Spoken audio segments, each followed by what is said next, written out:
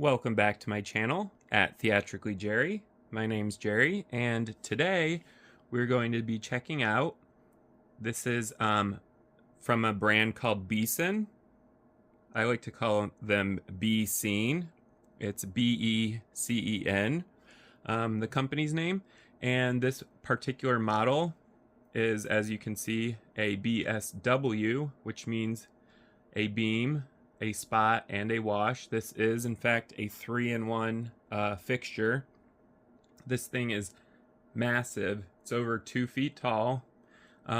It's weighing in at 50 pounds for one fixture. So this is a professional fixture, obviously. This is not something everyone's gonna have, but I've been wanting one. The model for this is Becen 400W CMY. This is a 400 watt LED CMY, which means cyan, magenta, and yellow LED moving headlight. So because this is also a CMY, the main LED in this unit is white. You're not going to get a main red, green, and blue LED, dedicated ones. The LED engine, the 400 watt LED, is white. So what Becen has done is included, as I stated, a cyan, magenta, and yellow filter. So you do get those 3 colors, and you can, of course, mix those 3 colors together. They do also include a color wheel with this model. So, like I said, because it's a white LED, they've included a color wheel, because some colors you can't get with a cyan, magenta, and yellow wheel. And the colors are 8 fixed colors, plus obviously open, so 9 total colors. It does have a 2-way rainbow effect, and you can also do a half color, so you can do like half red, half blue, which is pretty typical for a moving head. You can do those. It does, like I said, have a rainbow effect where it will quickly go through all the colors. And pretty much everything in this unit has a Hall magnetic positioning sensor, which you see on higher end light fixtures. So I was happy to see that those were included. So basically, when it's indexing, it'll know when to stop when the magnet hits the Hall sensor on it. Something that attracted me to this fixture was the LED expected service life. The 400 watt LED has a 20,000 hour typical service life, which I like, because I don't really want to have to keep changing out lamps all the time in my fixtures. So I was okay with that. The color temperature of the white, by the way, on this is an 8000 K color temperature. So it is a more like a bluer white, which is fine. What they've done to combat the cooler white light is they've also included CTO. So you can actually do any color of white. I have gone over what CTO is in other videos, so if you're interested in knowing, you can check that out. But basically, it's CTO allows different temperatures of white, and most of them are obviously flattering to skin tones. So this does do that as well as the CMY. I thought you guys would like to know that. Okay, so there is a Gobo wheel in here. There's actually 2. So the first one has 7 different patterns in it, plus obviously open, which is a white circle. And those are the static Gobos. So there's 7 static ones. They can obviously go in counterclockwise, clockwise, all of that. So we have those, and it also has a fixed plate, which is 12 fixed patterns plus white, and that also has a so I'm getting ahead of myself here. The 12 patterns on this are fixed, which means they're static, they don't move. They also have 7 kinds of different patterns, and those are rotating gobos. So there's 7 rotating gobos and 12 static gobos in here, and they can obviously go in either direction, like I stated, clockwise, counterclockwise. They can do running water effects, cycle through gobos quickly. You can also stack the gobos on top of each other, so there can actually be 2 different gobos. There can be a rotating gobo and a static gobo at the same time, which I think is pretty cool. I have tried that out, and it looks pretty cool. Like higher end fixtures, this does have a prism system. The prisms, there's 2, which I've tried out, and I like both of them. They're great. So one's 4, and it's basically a typical 4 prism, so it's going to show 4 different patterns or gobos, almost like a square dice. And there's also one that is called a 4-row prism, and what that prism does is instead of organizing them like the dots on a dice, it actually organizes them up and down linear. So it's a vertical prism, whereas the other one is both a vertical and horizontal to create a square. So this vertical prism is 4 different patterns, one after the other under them. It's a pretty cool effect, and like the gobos, you can also stack the prisms, so you can stack the 4 prism and also the 4 prism vertical together to make some really interesting effects. Now this Becen, or Becen I should say, it is stating that it has a 0 to 100% smooth dimming, and while this does dim smoothly throughout most of it, for whatever reason, when it gets down to 5%, so almost shut off, it's pretty dim, and then 4, it'll get a little dimmer, but at 3% to 0%, it no longer wants to dim, and it just completely shuts the lamp off. I thought it was this particular fixture, like maybe it had something wrong with it, but I have 2 of these. They both do it. It's a characteristic of it. It has to do with the dimming curve of this light. So I'm not sure if Becen is going to issue an update to the dimming curve to make it fade out nicer looking, because it's kind of weird to have a light that's almost completely off, but not quite, and then once you hit your fader down to 0, it just shuts right off. It's a little weird, but I wanted to point that out since this is a review, obviously. And it does have what they're calling an atomization effect. It's what we call a frost effect. So the frost lens on this causes the gobo, or even your open light, to not be a crisp shape. It causes it to frost over, is why they call it a frost, and it causes it to turn into a wash light. So that's part of the beam spot wash. It turns into a wash because it actually diffuses the light going through it, and that's a pretty cool effect. It looks good. This does have a built-in strobe, obviously, strobe effect. It's an electronic strobe. and it does have variable speeds. I did try this out, and the strobe on this is extremely good, to the point where at its fastest strobe, it actually kind of hurts your eyes because your eyes don't want to adjust to it. And I believe it's a 30 up to a 30 hertz strobe. So it's similar to 30 strobes a second, or 30 frames a second of strobe it can go up to.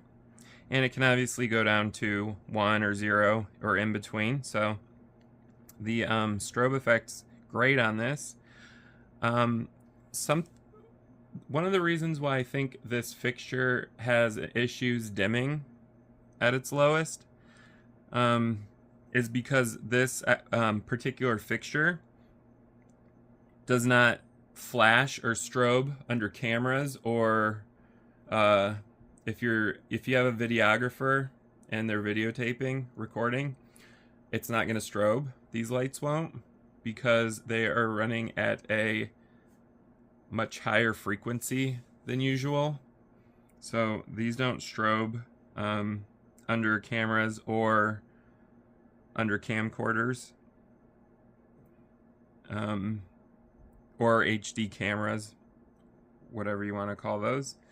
The typical horizontal and vertical scan, and I say typical because it's very typical, is a 540 degrees, and this is 16-bit.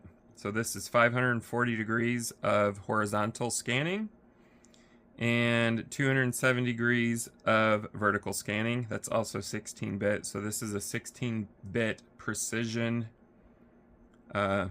scanner. So 16-bit scanners are great because you have way more control over the location of your light. It also has a built-in electronic error correction, so it will actually correct errors in its scan, which is great.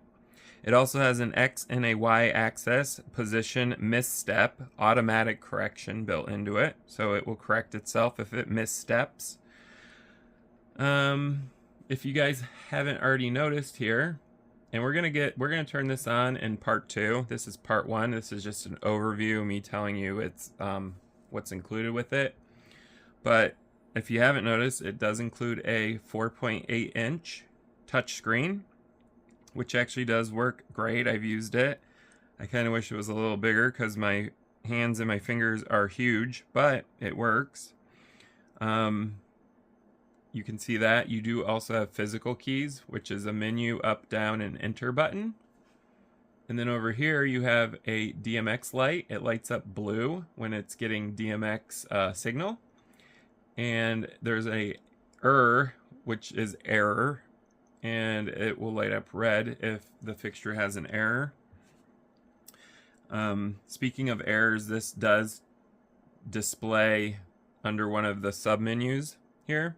It will display error codes for the fixture, so it almost kind of self-diagnoses itself. If you ever have a problem with it, it will tell you what's wrong with it on there, which I think is great.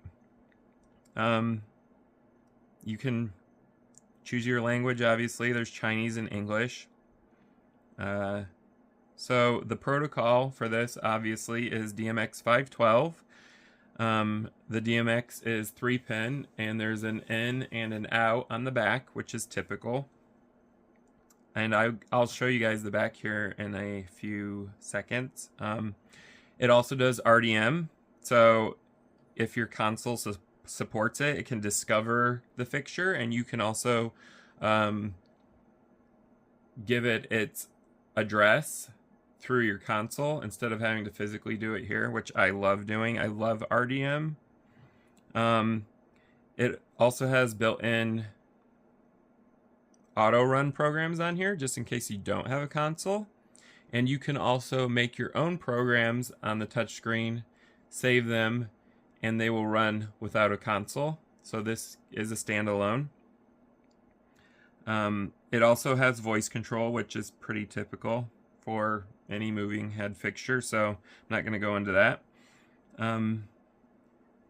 This does have a lot of fans in it. I have obviously already opened this up and I do have pictures I will upload later, and a short video that will probably be uploaded later that shows what this looks like with the cover off. There's a lot of fans in there, and there's a little like squirrel cage blower fan in there, which I love.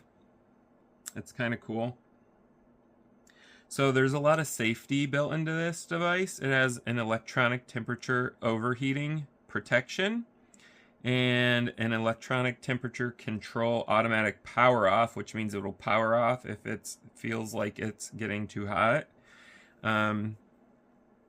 It will also do it for overheating when the system has a failure. The fans are not perfectly quiet, but they're not super loud. They're acceptable. Something that makes them less loud is the fans are intelligent, which means they have speed regulation. So if they don't need to be on, the fixture will not have them on, and obviously will ramp them up to full speed depending on how hot the fixture's getting. That's also kind of typical for moving heads, but some of the lower end ones don't do that, which is, like I said, typical for a moving head. But anyways, the IP on this is an IP20. This is not water resistant. This actually goes in theaters. This isn't going to be outside. This is going to be in theaters and extremely large venues and clubs because it's a 400 watt LED. It's extremely bright. It can perform with many other different theatrical lights. So this is good for a theater. And this is actually, this particular one's going into a theater after I'm done reviewing it. So I like this. I like that it can compete with other fixtures, which is great. Dimension wise, this thing is well over 2 feet tall, like I had stated earlier, and it's about 14 inches wide and about a foot deep. It also has carrying handles. One thing that I love about this fixture too is, I don't know if you can see, but up here is a lock for it. This locks the vertical and horizontal scanner, so this won't move during transportation. It has two. There's one here and one here. We'll go into that later when I do a more in-depth review. All right, let's go ahead and take a look at the back of the unit, and then we're gonna go ahead and move on to part 2 of this in-depth review. Here is the back of the Becen 400 watt beam spot wash. The back of this fixture has a very typical layout. It's 2 3-pin DMXs, so there's a DMX in and a DMX out. Again, those are 3-pin. It has a lighted rocker switch, so this lights up kind of an orange color, and it's just an on and off switch for the main unit. It has a safety fuse built in. A lot of these higher powered fixtures have much larger fuses in them for a reason, because it's for safety. We have a power in and a power out, so these are just typical PowerCon connectors. So you can, this is your main. Your blue is always your main power in, and your power out is for daisy chaining to the next fixture. So you can actually connect several of these together off of one power cord. So that's something to consider. This does have a master and slave mode, obviously, and you can select either in the menu, or there's an automatic option, which it will automatically enter a master or slave mode depending on what's connected to it. So I really like that about this fixture. But anyways, yeah, this is the back of the Becen. And if you guys enjoyed this video, I would appreciate if you like it, and also comment down below about this fixture or anything in general, and I'll answer it. You can also subscribe to my channel at Theatrically Jerry if you enjoy stage lighting like I do, or DJ lights, or any sort of equipment, atmospherics, special effects, anything like that.